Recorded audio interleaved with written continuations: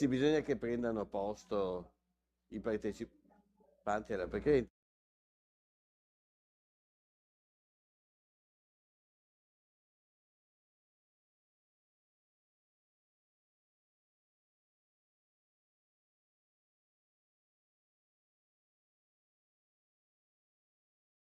Okay, thank you very much for coming. It's a celebration of Ozmo, who already painted the wall of the stairs, the staircase. We asked him to work for the institute since we have not in this moment, but every day the immersive experience of Giotto's chapel here in this room.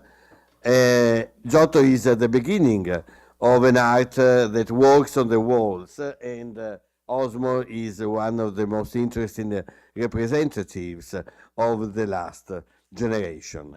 With me, I have Alessia Panella, who is the other curator of the exhibition, and I leave her the floor. Please welcome Alessia. Thank you, Fabio, and thanks to everybody for being here this evening. I thanks not only Dr. Fabio Finotti, but also Italian Institute of Culture for being here to host us this evening. When Fabio and I thought to have an exposition of street artists and of the friend Ozmo, we shared not only his work. He's a great artist.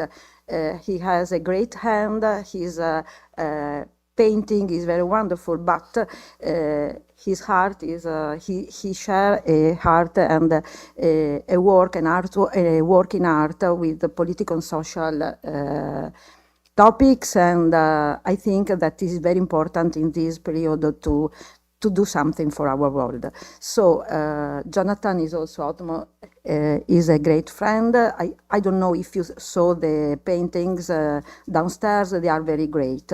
This evening we have many street artists and a great man, the famous Carlo McCormick. He can be a guide and he will be the moderator of this evening. And I think that we can share this floor with these great artists, and they will explain us why the street artist is so a sort of bridge now between a world and another. So, Carlo, the floor is yours. Oh, thank you. And congratulations on the show downstairs. What I remember of Giotto as a kid, do we need to, do we want these all closer? I remember of Giotto as a kid is that he could draw a perfect circle in the sand, in the dirt, so the monks took him, to make him into a painter. Not before they were all turned into pedophiles. So anyway, I'm just going to try to frame what they're all going to talk about because it's really about what they have to say. But I don't have a lot of notes here, but I had to write down what the subject is because it's more than a few words. We are exploring the intersection of indie art with established cultural institutions and brand collaborations. That's the subject at hand. And I really want all of them to maybe share their best and maybe their worst experiences with it because it's fraught. I'm not quite sure what indie art means. I was never sure what indie music was either. It seems to be a kind of a framework you put up within an industry, but we could call it DIY. We could call it underground, which is a hard one to sustain now because everything's co-opted and because of communications and stuff. I like outsider or marginal or maybe vernacular expressions. So that's what that's what I think all of you share to some degree, is that you come from that. And then the art world is this really big, beautiful, amorphous space, which it's got so much going on, so many little worlds, adjacent yet discrete.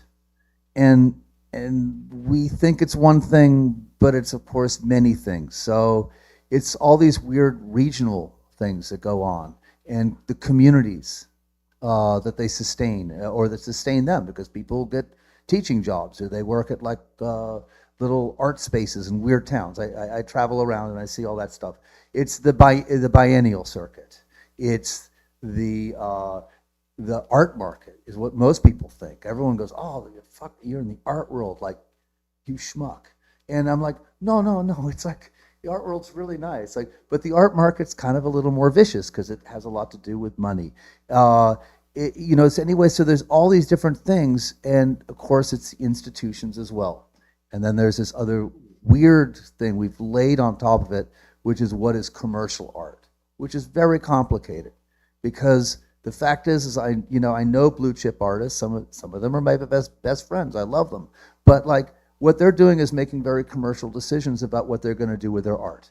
So when I think of an artist of like my generation, like Keith Haring, he got in a lot of trouble because he was doing all these like things that seemed really tacky to the art world. Well, he could have made more money if he played their game. So we have all these different things. So I think what we're talking about is this weird relationship those of us on the margins have with this kind of mainstream hegemonic idea of what the art world is, where we think it's the market and stuff like that.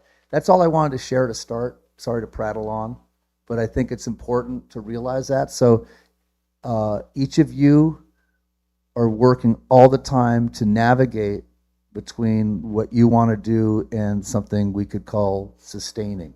And then, like, we read left to right, so that would be, let's go like this way, down, right?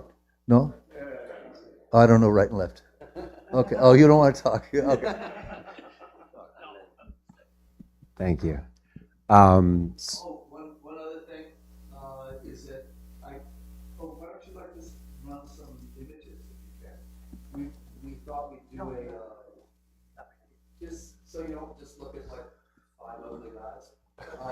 Just some eye candy. We're not going to talk directly about the images, but at least you get to see some of what they're doing. Thanks. Okay. Great, thank you. Appreciate that, Carlo. Yeah, so I guess we'll start with me, since he didn't want to go, which is fine. So I'm going to speak directly about a specific collaboration I did, but I'm also going to sort of touch on a lot of different things. So, I started doing this about, I'd say 20 years ago, actually longer than 20, 25 years now.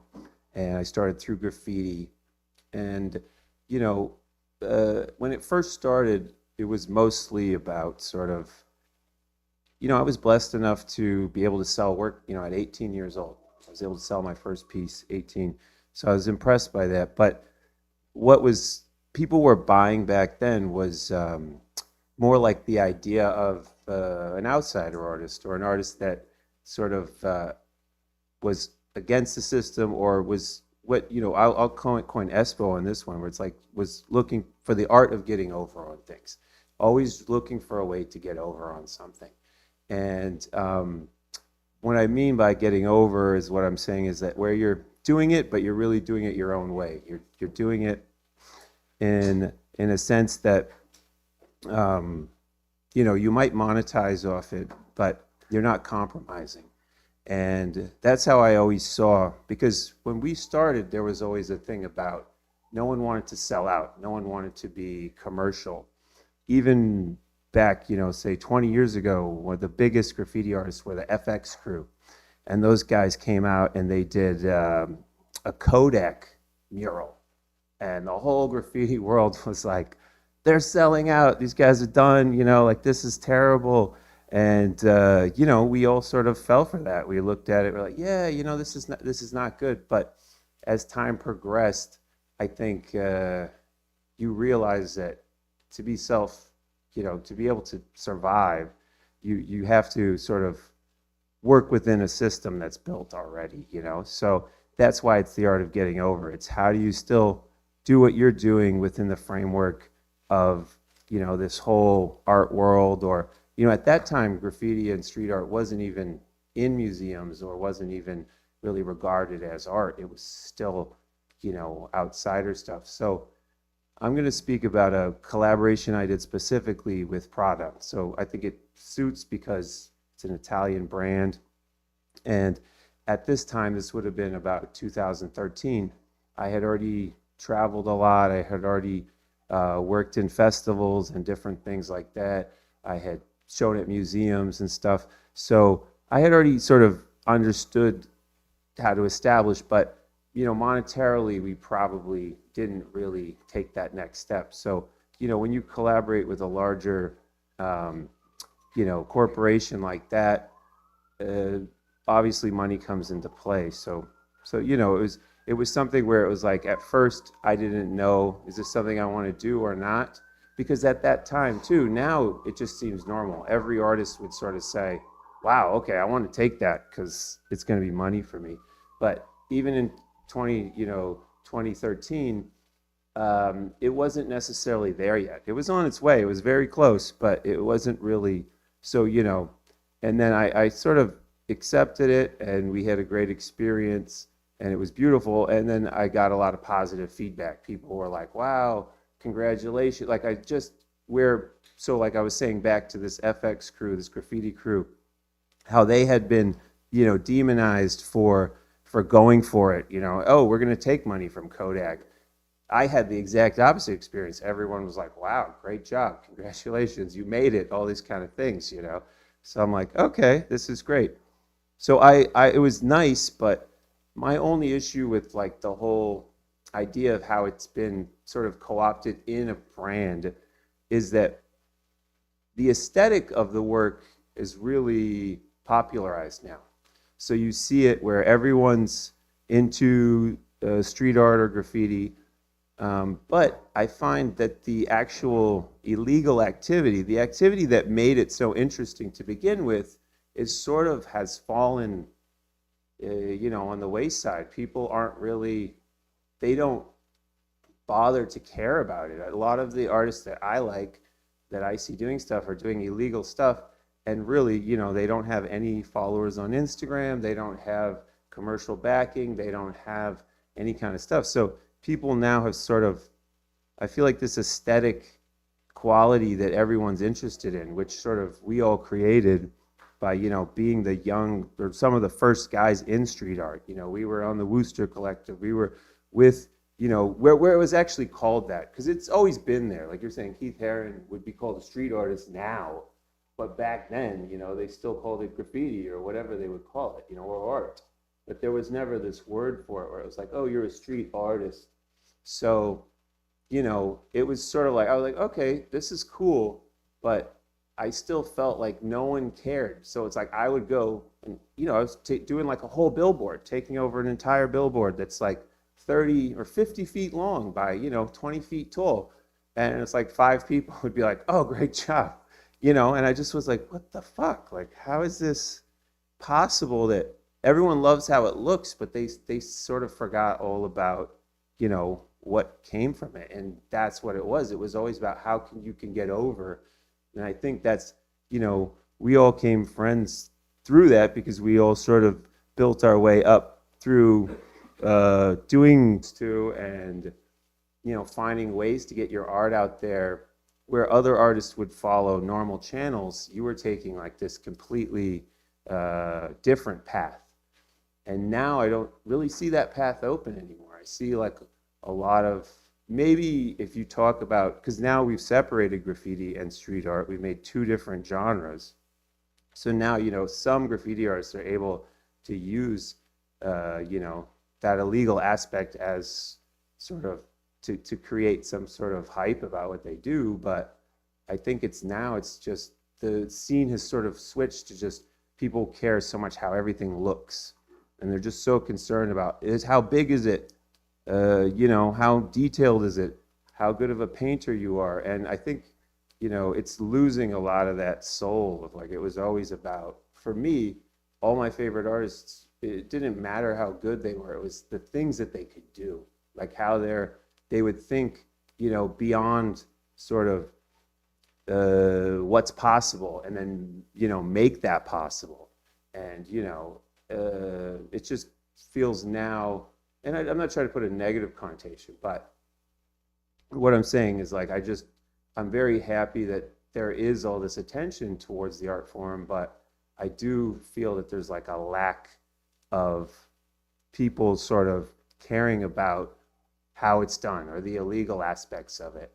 And, at that time, working with Prada was actually pretty crazy. It was very cool too, because they were really into that. Like they didn't try to like push that away. They actually wanted to embrace it, and that's why for me it was a very successful collaboration working together. And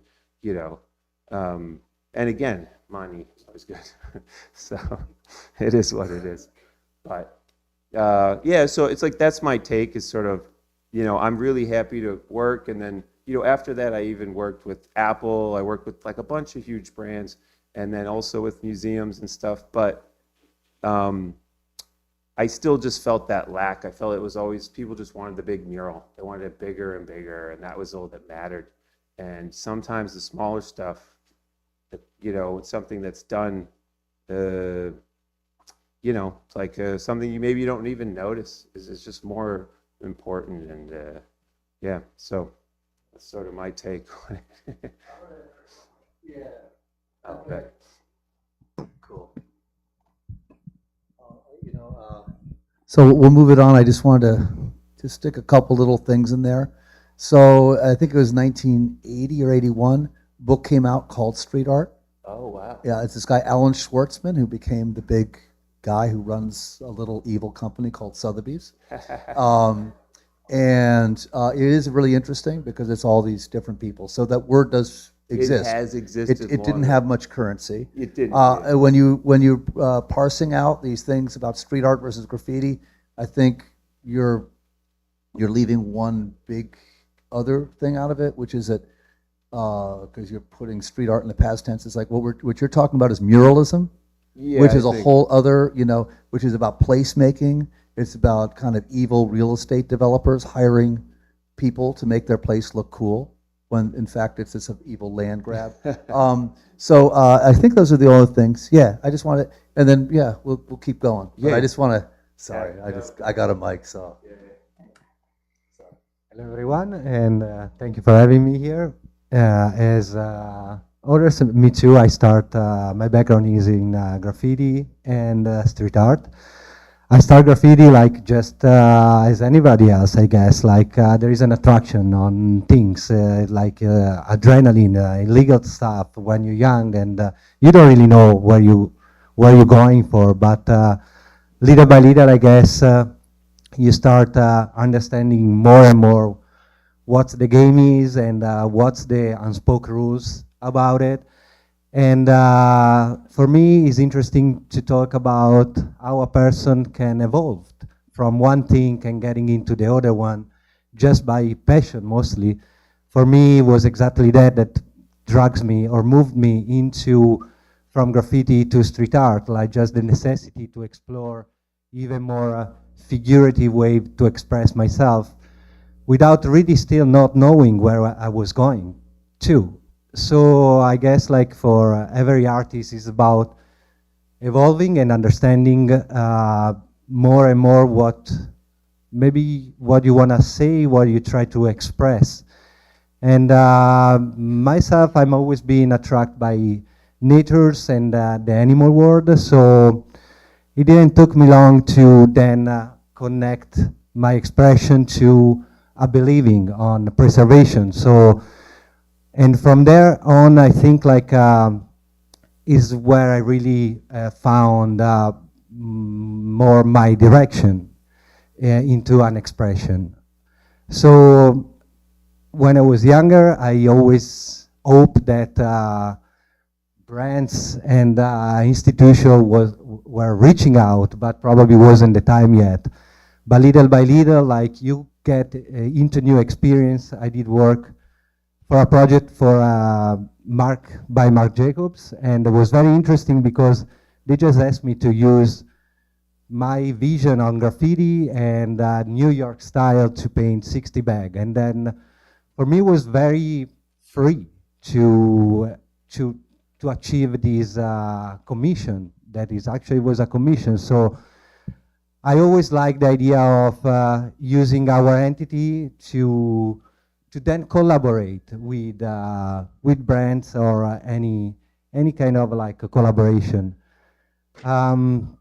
What I think like you really like I don't know, make something really different than inside of my path was sticking with something that I believe again. Like, so the idea of empowering the message through my art of sustainability is something that you also give me a purpose, more stronger purpose of making art. So now I always have a thematic in mind. I always have a sort of a mission in mind when I try to make a piece of art.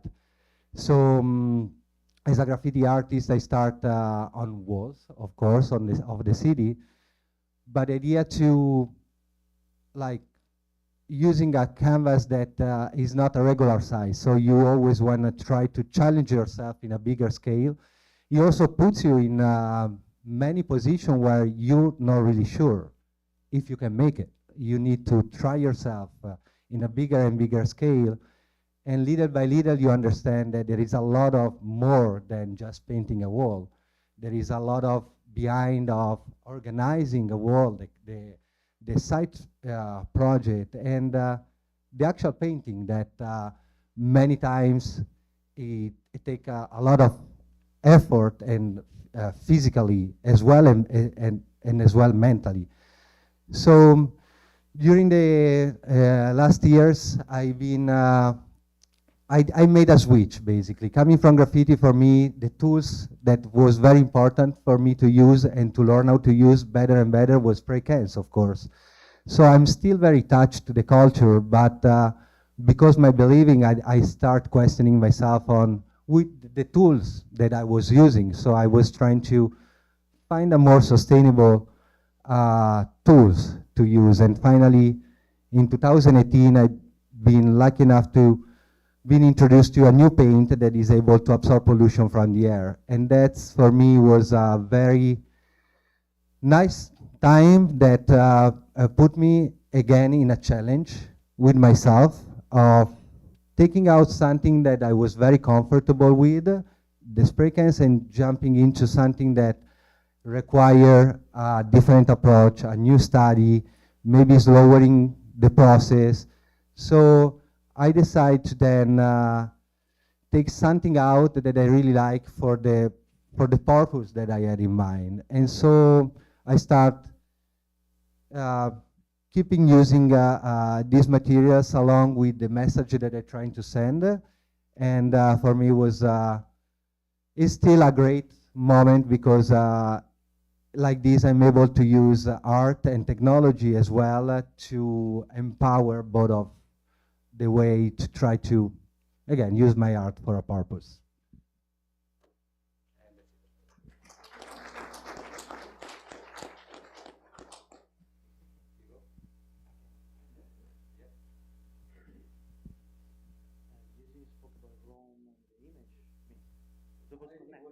Yeah, it was there.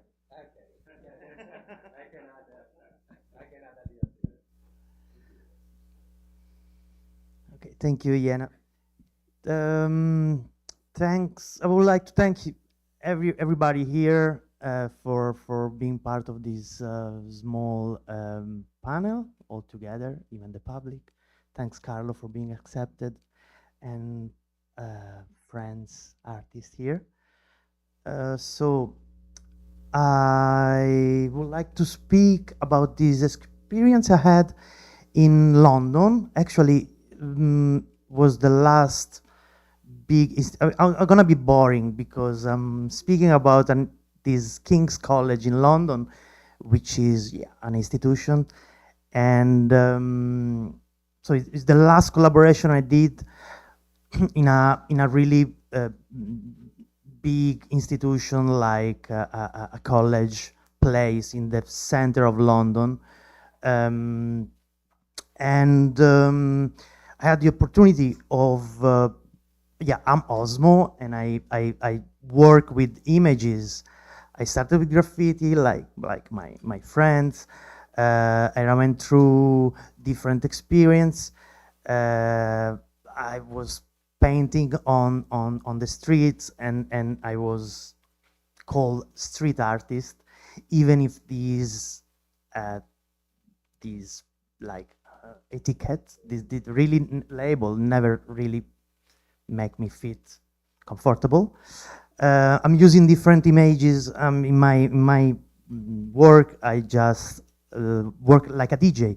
So I just make samples of existing images. I change those samples. Sometimes I remix those samples. And for the project in London, the King's College, the idea was to create a piece, a big canvas with the archive of the school, which was really a huge archive, and even getting they actually gave me the key of the archive, and I was checking all those crazy photos from the start of the century, from this not architect, sorry, how do you call the guy who make the excavation? Archaeologist, yes. Sorry for my English sometimes. I miss some words. Bernard Hashmole, he got all those photos from in the 30s, at the start of the centuries, and many of those photos, they were like stored in the basement of the King's College, and they don't even know what he actually shoot. So they gave me those keys, and I had the opportunity of going and grabbing those old photos and redrawing them and making these composition from the archive. And the idea was also to let, can you go over from the first? Yeah. The idea was to make it, yeah.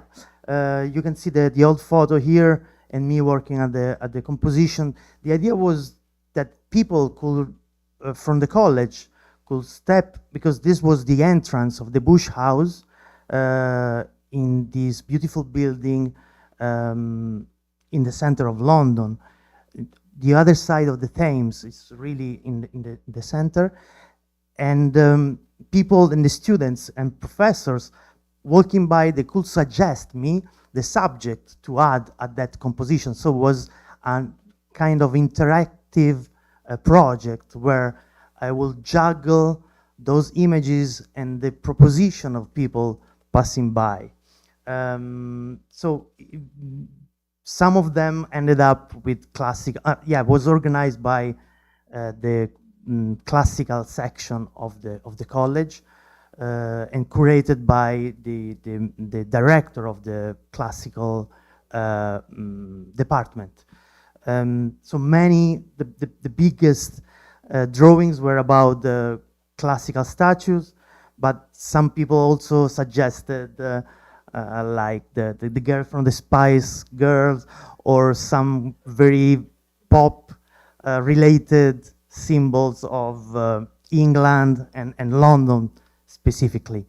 The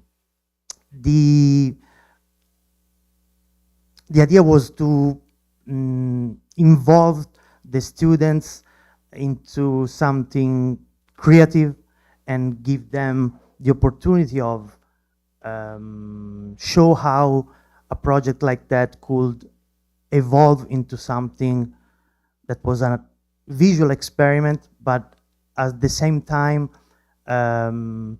propose some inspiration for the younger students, but also for the professors. The funny thing is that the central figure that I draw, can you go on? The central big figure that I draw, that was like in the composition, the main element. I find out that was Irene, so the goddess of peace. and that project was in early April 2023. So there was the war in Ukraine that was just started, and without even knowing, I placed, or this goddess pop out and took the most important place in this composition.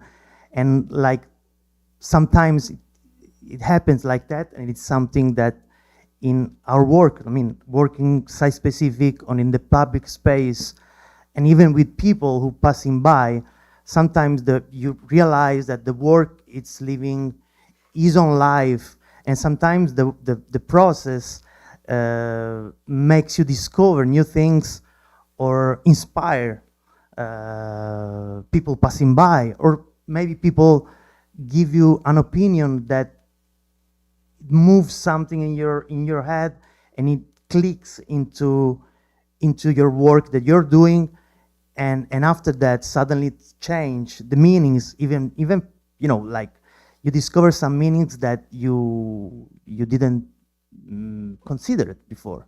And that's, I think, the best way, the most satisfying experience that we as artists work in the public space we can have. That's it. Yeah, awesome.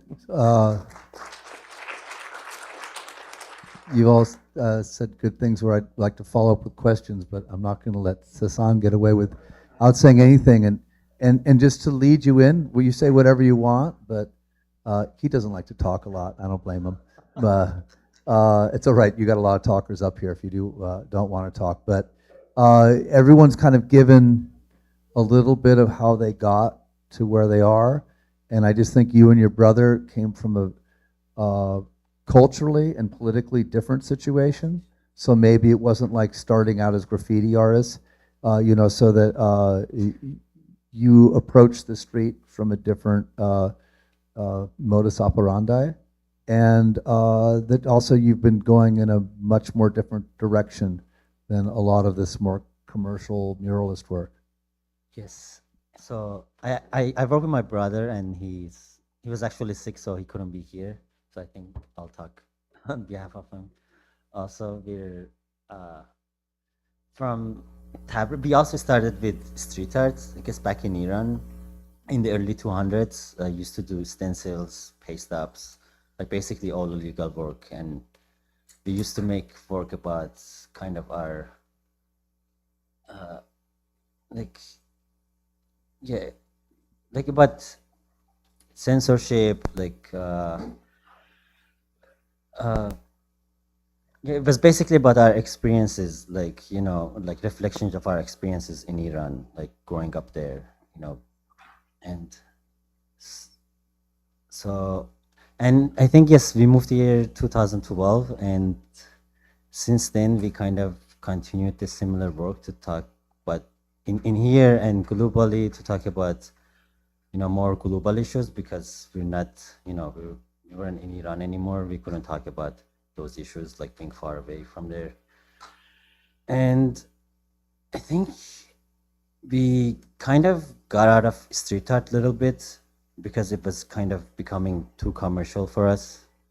Like, everyone was asking, like, do this type of painting, that they liked. It's more colorful. It's like this, that. So we started doing more kind of public work and installation pieces, but yeah, we still try to like kind of have a message in the works and continue the same work and experiment with kind of different materials. I think we did a lot of work with fences and about refugees and stuff. And I think our collaborations with museum and like brands, they were not really our favorites ever. So I think I will talk about like our experience with I think more of a smaller projects. This project, Painted Desert project, actually, our friend, artist friend, he's a physician in Navajo Nation, and he started doing this, I think, about 5-6 years ago. He just invited one artist every year to make work there, and when he invited us, we kind of did a lot of research about that area, and it was kind of more of a like studying and kind of doing a journalist work, and we made a lot of works about radioactivity pollution. We like, because there's like, we found out so many information that like we had no idea, and actually lots of people don't know. There's like over 800 abandoned mines in Arizona, and more than 80% of them they haven't been cleaned up. And I think we did this like fan piece here was about like the killing wind, because like these toxic radioactivity particles still travel in the air, and they can be inhaled or go in the water sources, and like people still like get kind of cancer. And but it was like very interesting because like this, I think like our friend like, and like it was a more like a very special experience for us to be there with like we also did the workshop with like Navajo kids. Like we got to stay with this grandmother like Hogan, with the like got to learn about the culture, and that was like very special. I think another collaboration, it's not a brand, we did another collaboration with an NGO in Lesbos, Greek, in Lesbos Island, where they basically keep all the refugees from Europe. That was also special because like they reached out to us, they wanted us to go do an installation, but we thought like, we like it doesn't kind of make sense to go make another installation. Like, like our work is always about refugees and immigration.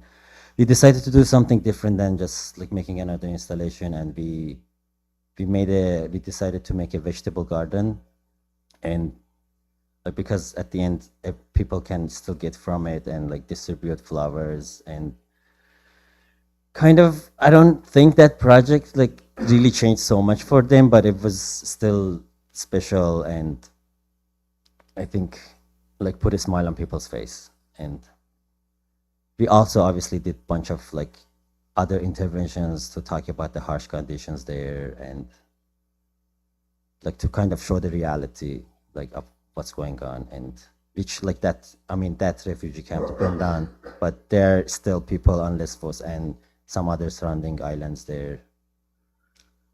So I guess, yeah, my favorite collaborations, but was not with the brands or the museum. With the people, that's great. Thanks. So I think we have time to talk a bit, right? Sure. Yeah, good. If you people are bored, just let us know. It's really nice because all of you like kind of shared where you came from, and then your kind of dreams beyond that for your work, and taking maybe graffiti, since a lot of you came from that, as at least a metaphor for it. So it's really old graffiti. We like to pretend we invented it in New York. We didn't. We just gave it style. But the word is not a Latin word. It's a Latinate. It's an Italian word, and it's from when we discovered Pompeii, which was kind of a city interrupted. So all the buff that goes on through history couldn't happen there. It was literally excavated like in situ, and we could see that people were writing on walls. We kind of knew they were because we have like Peloponnesian, ancient Greek, we have all these texts which refer to this stuff, but we didn't really know. So graffiti is kind of as old as the alphabet of any sort. Otherwise, you're talking about pictograms, or some people say cave paintings as well. Then what happened? And what happened seemed to me was there a couple generations came up where they were aspiring to something else. And it's all your aspirations really interest me. It wasn't just about getting up. It wasn't just about writing their name or their girlfriend's name. And it was sort of about being an artist. And now we've seen also, like amongst you, that some of you are thinking about things what we could call being an activist. So it's like a level. So I'm just curious for each of you to briefly talk about that moment when you realized what you were doing could be something so much more, and that this was going to be an identity, and that you're going to spend your life being an artist, which is, bless all of you for your success, but it's not an easy road to hoe. So maybe we can do that real quick. Does that make any sense? All right, cool. You want to do the same order? Yeah, sure. Yeah, it's a tough one. I don't really know when specifically it would have happened, but I think for me personally, as doing graffiti, and I don't really I don't put a distinction between the two. I think they're the same. But to me, where I changed from just putting up my name and worrying about sort of how up I was or how many people knew who I was. It was about a message, and I think it started even as I was doing graffiti. I would always, even if I was writing something on the side, it was always sort of there, and then it just gradually started to shift. And at the same time, I noticed that internationally there was all these other people doing it too.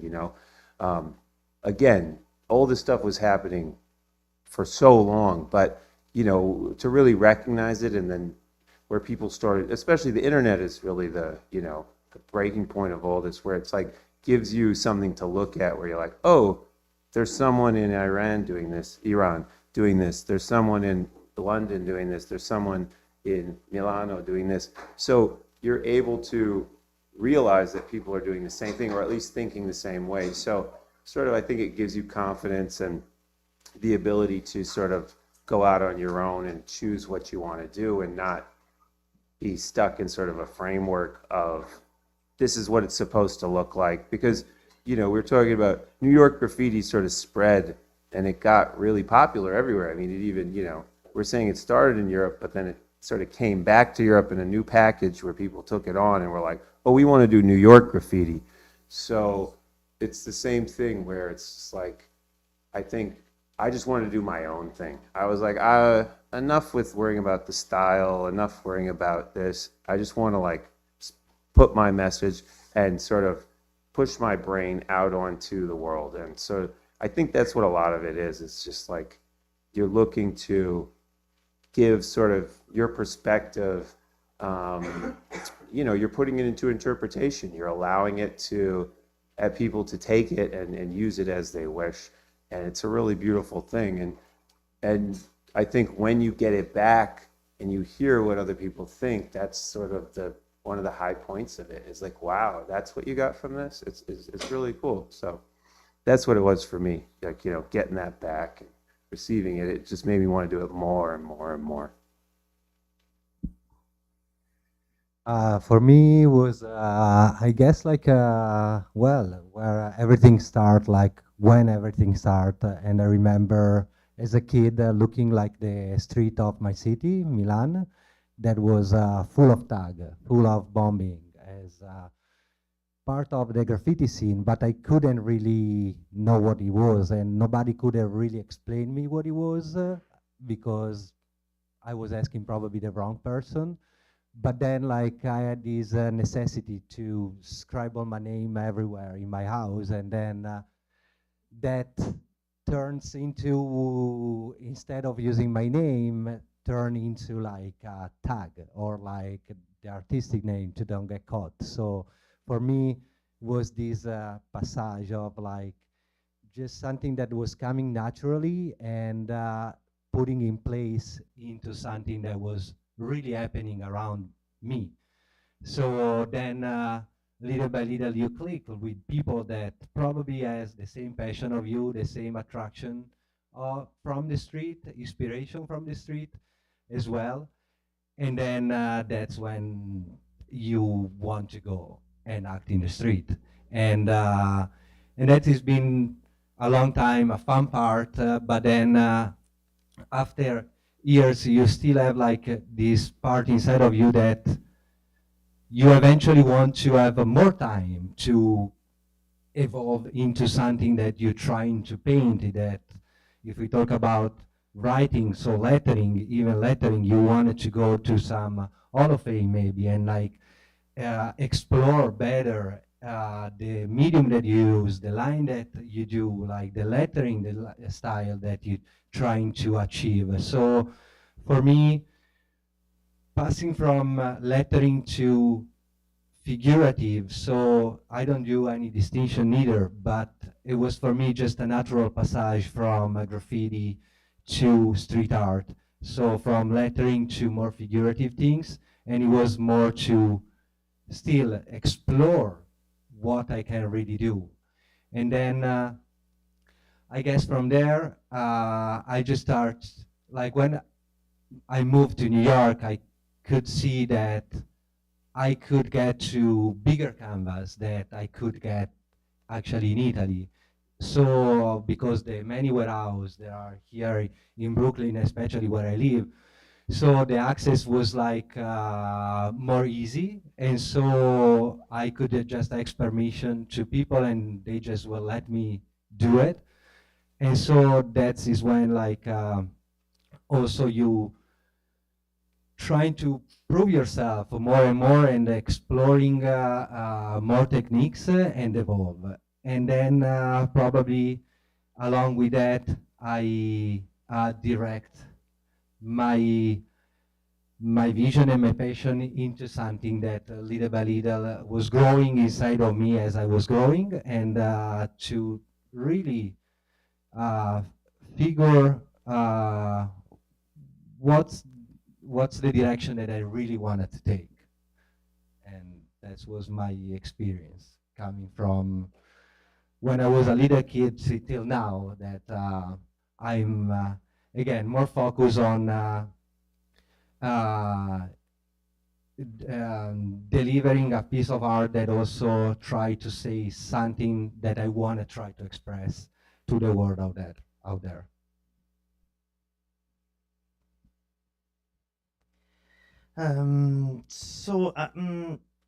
I have a funny story about this topic that was mind blowing for me. I just have to put it in a context. I met this political or installation, a paste up. 3 years ago in Milano, there was this polemics about this journalist. His name is Indro Montanelli, which is a big figure of the Italian journalism. Someone say he built the contemporary journalism. He like back in the days, he bought a wife that she was like underage when he was like in Africa. He bought his wife and she was a kid, like she was 13 years old. And in Milano, they keep vandalizing his sculpture, his monument, because his monument is placed in the very center of Milano. And so feminists were pouring paint over the monument. And I was thinking, what can I do to express something? And I was thinking about making a monument of her underage wife, black wife. And I did it. I make this little girl. I make like a pedestal, and I did this paste up of her, of a normal like 13 years old Eritrean kid, female kid, on this pedestal, and I declared that that was the monument of the unknown, because nobody knows. But long story short, in the newspaper I came out, there was like the major, like the chief of Italian government expressing his opinion, the director of this newspaper expressing his opinion, like Biden expressing his opinion on this topic, Trump expressing his opinion on this topic, and Ozmo expressing his opinion on this topic. So all the newspaper were like placing my name at the same level of the chief of Italian government and the director of major newspaper, and I was among them, and that was mind blowing because with a simple paste up and a nice idea, well placed, with the perfect timing, suddenly I had the authority of a director of a newspaper or the chief of the, well, whatever. That's that's my small. That's great. No, that's really funny. And I love these. Oh, do you want to say something, please? I thought I was going to let you off. Yeah, you want to tell us how you started? Go ahead. Yes.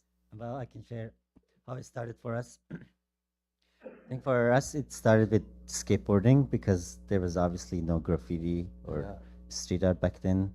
I mean, there was actually the only things you would see in the streets was like these stencils of Khomeini, like in some neighborhoods, like left from the revolution. It was kind of anything you see, like handwriting. It was like a kind of political slogans or stencils that you see like from revolution, but there was no graffiti or street art. And actually the first kind of graffiti we saw was these trains. They were coming to a train yard from Turkey. It was like these German cars. They had graffiti, and we actually went and did art throw-ups. Like that was our kind of, I think, first pieces we ever did. And yeah, I guess we got into stencil like through skateboarding because like of the culture, stickers, putting things around, and kind of just did that. Like I don't know, like we didn't. I think we just, yeah, we never called ourselves artists. Like after so many years, we just kind of did like what we enjoyed, and I think that's how it started for us. Yeah. And And I love the skate routes because um, that was really inspirational for old people like me when I saw it happening, because this was a culture coming up that was entirely DIY. And I thought that the way, especially urban skating, not the swimming pools or the bowls and the half pipes and stuff, but this kind of urban skating was a way of navigating the city, which was entirely different from the way most of us go about our urban experience. If we see stairs or handrails or what, we kind of know, okay, we walk up and down those, we hold the handrail, or whatever, we can sit here, we can, all these different things, and all of a sudden these things become obstacles and tricks, and it was a very inventive thing. And because of that, and because it was also really influenced first by punk rock and then later by hip hop, it created like a really interesting visual culture. And a lot of things came from that. I think as much from that as from graph. Then I guess I just want to, nah, that's all right. I don't need it out of this story. I think I should let people ask questions. Does that seem like a good time to do that? That work with you guys? Okay, cool. So I'll like come out here with a mic or something.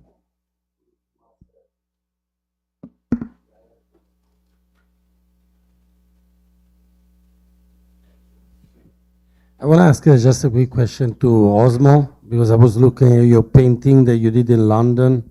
It's very nice.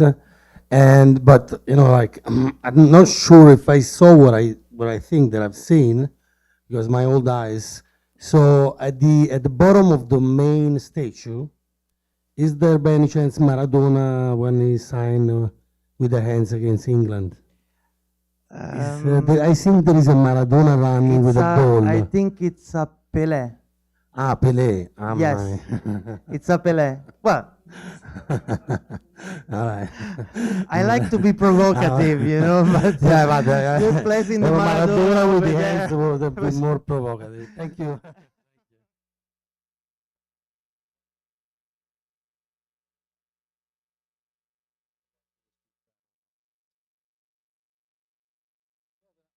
Say something, otherwise we need to go for prosecco. But I just want to say something because when you oh, okay, good. Was curious, Ozma. This is so awkward. While you were describing your process, it's really playful, and I feel like it's really brave in the sense that like you don't have a projected outcome. You're not necessarily looking for something. You talk about experiments, so I'm curious if you ever start with a hypothesis about the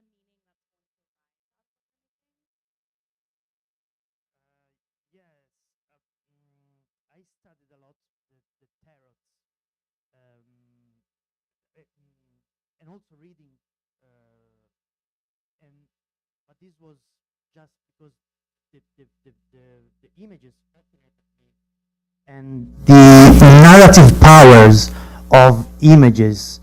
I realized afterwards that that the way those images interact, it's very crucial, and specifically the way they interact in a tarot reading, because you start with three cards, and after those three cards, you start to discover a lot of related to the question of the people who are asking you something or ask the tarot something.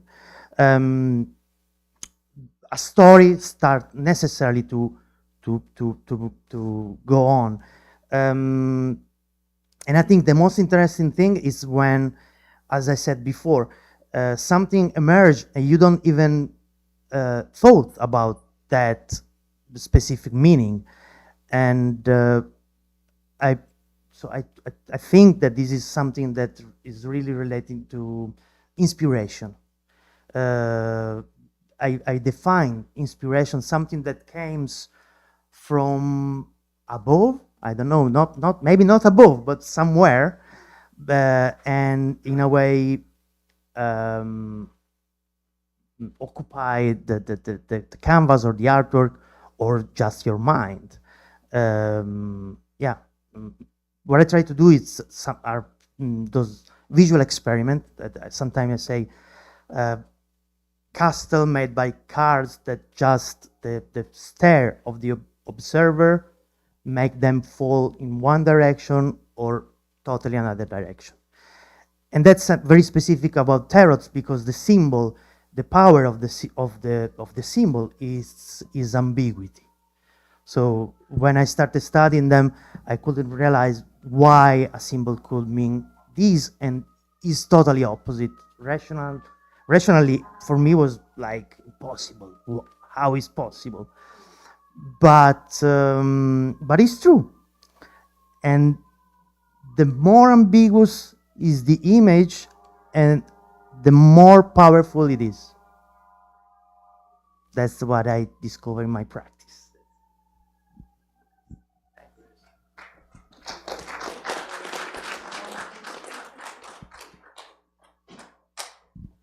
We good? We can go get drunk instead, or we can keep talking. I kind of like Prosecco. No, do we have Prosecco, or you just like using it as a menu? We had Prosecco, Carlo. Just making sure. Thank you, everyone.